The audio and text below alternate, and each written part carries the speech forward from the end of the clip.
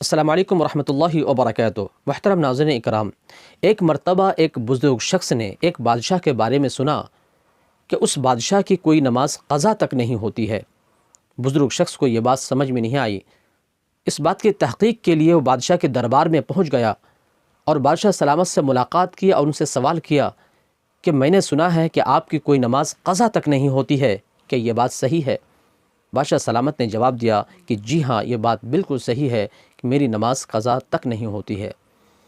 بزرگ شخص نے کہا کہ آپ ایک بادشاہ ہیں اور آپ کے اوپر بادشاہت کی ساری ذمہ داریاں ہیں، سارے کام کاج ہیں، ان سب کو مکمل کرنے کے باوجود بھی آپ کی نماز قضا تک نہیں ہوتی ہے، یہ بات سمجھ سے باہر ہے۔ بادشاہ سلامت نے جواب دیا کہ میں آپ کے سوال کا جواب بعد میں دیتا ہوں، لیکن اس سے پہلے آپ کو ایک کام کرنا ہوگا۔ انہوں نے کہا ٹھیک ہے، میں کرنے کے لیے تیار ہوں۔ بادشاہ نے وزیر کو حکم دیا کہ ایک پلیٹ لایا جائے اور پانی بھرا ایک گلاس لایا جائے۔ چنانچہ لایا گیا، پلیٹ اس بزرگ کو پکڑا دیا گیا اور پانی بھرا گلاس اس پلیٹ کے اوپر رکھ دیا گیا، اور بزرگ شخص سے کہا کہ جاؤ میرے محل کی سیر کر کے آؤ، لیکن یاد رہے کہ گلاس کا ایک قطرہ پانی بھی پلیٹ کے اوپر ٹپکنا نہیں چاہیے، نہیں گرنا چاہیے۔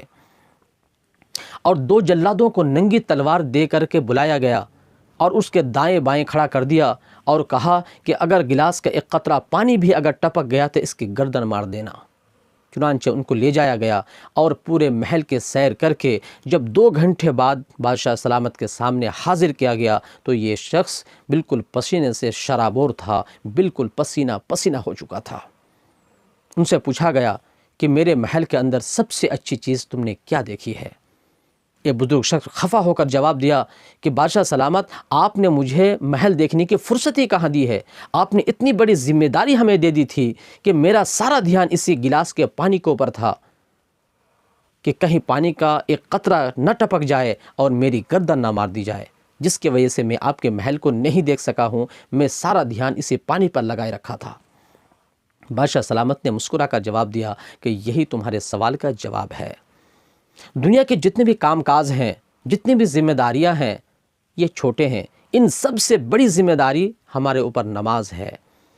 ان ساری چیزوں کو میں چھوٹا سمجھتا ہوں اور ان سے بڑی ذمہ داری میں نماز کو سمجھتا ہوں، جس کی وجہ سے میری کوئی نماز قضا نہیں ہوتی ہے۔ میں جب بھی آخرت کو یاد کرتا ہوں، جب بھی جہنم یاد آتا ہے تو میں بالکل پانی پانی ہو جاتا ہوں اور نماز کے اوپر ہمیشہ دھیان لگائے رہتا ہوں کہ کہیں کوئی نماز قضا نہ ہو جائے اور ہماری آخرت کی زندگی برباد نہ ہو جائے، مجھے جہنم کی آگ میں جلنا نہ پڑے۔